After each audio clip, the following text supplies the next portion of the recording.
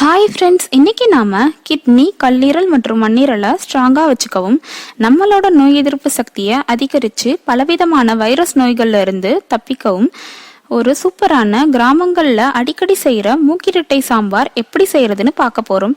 இந்த வீடியோவை கடைசி வரைக்கும் ஸ்கிப் பண்ணாமல் பாருங்கள். இந்த வீடியோவில் நான் இந்த மூக்கிரட்டை கீரையோட பயன்களை சொல்லியிருப்பேன். இது வரைக்கும் சேனலை சப்ஸ்கிரைப் பண்ணாதவங்க இந்த ரெட் கலர் சப்ஸ்கிரைப் பட்டனை பிரஸ் பண்ணிட்டு பக்கத்துல இருக்க பெல் ஐக்கானையும் கிளிக் பண்ணிடுங்க. அப்போதான் நான் போடுற வீடியோஸ் உங்களை தவறாம வந்து சேரும். Welcome to masala treat. ஒரு கட்டு மூக்கிரட்டை கீரையை நல்லா கழுவி சுத்தம் பண்ணிட்டு அதை இந்த மாதிரி பொடியா நறுக்கி எடுத்துக்கலாம். உங்களால் எந்த அளவு பொடியா நறுக்க முடியுமோ அந்த அளவு நறுக்கிக்கோங்க. 75 கிராம் அளவுக்கு துவரம் பருப்பை 1/4 ஸ்பூன் அளவு மஞ்சள் தூள் போட்டு நல்லா வேக வச்சு இந்த மாதிரி எடுத்துக்கோங்க. அதை ஒரு பாத்திரத்தில் ஊற்றிக்கலாம். இது கூட 2 கிளாஸ் அளவு தண்ணி ஊற்றிக்கலாம்.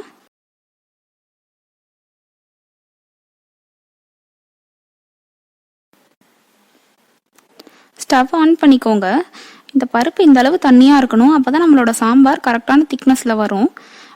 இது சாம்பார் கொதிக்க ஆரம்பித்ததும் இது கூட ஒரு மீடியம் சைஸ் வெங்காயத்தை பொடியாக நறுக்கி உள்ளே சேர்த்துக்கலாம். ஒரு மீடியம் சைஸ் தக்காளியை பொடியாக நறுக்கி உள்ளே சேர்த்துக்கலாம். இது கூட நம்ம ஏற்கனவே கழுவி பொடியாக நறுக்கி வச்சிருக்க மூக்கிரட்டை கீரையை உள்ளே சேர்த்துடலாம்.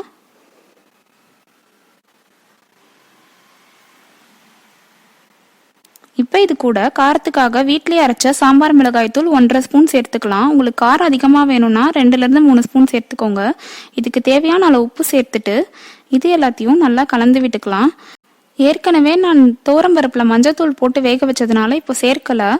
உங்களுக்கு வேணும்னா சேர்த்துக்கோங்க. சாம்பார் நல்லா கொதிக்க ஆரம்பிச்சதும் இதை மூடி போடாமல் மீடியம் ஃப்ளேமில் வச்சுட்டு ஒரு 15லேருந்து 20 நிமிஷத்துக்கு இதை கொதிக்க விடுங்க. அப்போ தான் இந்த கீரை நல்லா வேகும், மிளகாத்தூளோட பச்சை வாசனையும் போகும். கீரையை மூடி வேக வைக்கக்கூடாது. இதில் ஒரு விதமான நச்சுத்தன்மை வெளியே வரும். மூடி போட்டிங்கன்னா அது இந்த சாம்பாருக்குள்ளேயே போயிடும். அதனால் மூடி போடாமல் திறந்தே வேக வைங்க. மூக்கிரட்டை கீரை கிட்னி பழுதுக்கு ஒரு நல்ல மருந்தா இருக்கு. இதை டயாலிசிஸ் செஞ்சுக்கிறவங்க தொடர்ந்து சாப்பிட்டாங்கன்னா அவங்களோட கிட்னி நல்ல சீரடையும். இந்த கீரையில நோய் எதிர்ப்பு சக்தி அதிகமா இருக்கு. இதை நம்ம தொடர்ந்து சாப்பிட்டு வந்தோம்னா நம்மளோட இம்யூனிட்டி அதிகமாகும்.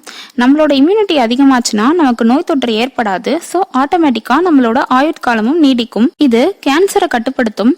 கல்லீரலையும் மண்ணீரலையும் நல்லா செயல்பட வைக்கும். இது நம்மளோட மூளையை சுறுசுறுப்பா வச்சுக்கும். இது மூளை நோய்கள், கண் சம்பந்தப்பட்ட நோய்கள் மற்றும் நுரையீரல் நோய்களை சரிப்படுத்தும். சுகர் பேஷண்ட்டுக்கு இது ஒரு நல்ல மருந்தா இருக்கு. ஸ்கின் அலர்ஜி இருக்கவங்க இந்த கீரையை தொடர்ந்து சாப்பிட்டு வந்தாங்கன்னா அவங்களோட ஸ்கின் கண்டிஷன் நல்ல முன்னேற்றம் காணலாம். இது தசை நோய், எலும்பு நோய், மூக்கு நோய், மூக்கு வீக்கம், மூட்டு நோய், சளி, மூக்கடைப்பு, தொற்று நோய், காச நோய் மற்றும் தலை சம்பந்தப்பட்ட எல்லா நோய்க்கும் இது நல்ல ஒரு மருந்தா விளங்குது. இப்போ கீரை 20 நிமிஷமா கொதிச்சிட்டு இருக்கு. நம்ம கீரை வெந்திருக்கான்னு செக் பண்ணி பார்க்கலாம். கொஞ்சமா இந்த மாதிரி கீரை எடுத்துக்கோங்க. இந்த மாதிரி கீரையை கையில் எடுத்து இதை நசுக்கி பார்க்கலாம். இந்த மாதிரி நசுங்கிடுச்சுன்னா இது வெந்துடுச்சுன்னு அர்த்தம். ஒரு வேளை உங்களுக்கு சரியா நசுங்கலைன்னா இன்னும் ஒரு 5லேருந்து 10 நிமிஷம் வேக வச்சுக்கோங்க. ஒவ்வொரு கீரை ஒவ்வொரு டைம் எடுக்கும் வேக. ஒரு சின்ன நெல்லிக்காய் சைஸ் அளவு புளியை தண்ணியில் ஊற வச்சு எடுத்திருக்கேன். அதை இது கூட ஊற்றிக்கலாம். ஊற்றிட்டு கலந்து ஒரு கொதி வந்த உடனே இதை இறக்கி வச்சிடலாம். இப்போ இது தாளிக்கிறதுக்கு 1 ஸ்பூன் எண்ணெயில் 1 ஸ்பூன் கடுகு, 1/2 ஸ்பூன் சீரகம் போட்டுக்கோங்க. கடுகும் சீரகமும் பொரிஞ்சதும் இதை அந்த சாம்பாரில் எடுத்து ஊற்றிக்கலாம். இந்த கீரை தாளிக்கிறதுக்கு கருவேப்பிலை, கொத்தமல்லி எதுவுமே போட தேவையில்லை. ஏன்னா இது கீரைன்றதுனால இதுவே நல்லா வாசனையாக சூப்பராக இருக்கும். அவ்வளோதான், நம்மளோட மூக்கிரட்டை சாம்பார் சூப்பராக தயாராகிடுச்சு. இந்த சாம்பாரை உங்கள் வீட்டில் நீங்களும் ட்ரை பண்ணி பாருங்கள். உங்கள் வீட்டில் இருக்க குழந்தைங்களுக்கும் கண்டிப்பாக கொடுங்க. இதை சாப்பிட்றதுனால இப்போ சமீபமாக பரவிட்டு இருக்க வைரஸ் நோய் கூட நம்மளை விட்டு போக வாய்ப்பு இருக்குது. வீடியோ பிடிச்சிருந்தா லைக் பண்ணுங்க, ஷேர் பண்ணுங்க. இது வரைக்கும் சேனலை சப்ஸ்கிரைப் பண்ணாதவங்க இப்போ சப்ஸ்கிரைப் பண்ணிட்டு மறக்காம பெல் பட்டனையும் கிளிக் பண்ணிடுங்க. நம்ம சேனல்ல நிறைய first time on YouTube videos போட்டுட்டு இருக்கேன். அதோட லிங்க் கீழே டிஸ்கிரிப்ஷன்ல கொடுத்துருக்கேன். வேணுன்றவங்க செக் பண்ணிக்கோங்க. தேங்க்ஸ் ஃபார் வாட்சிங். பாய்.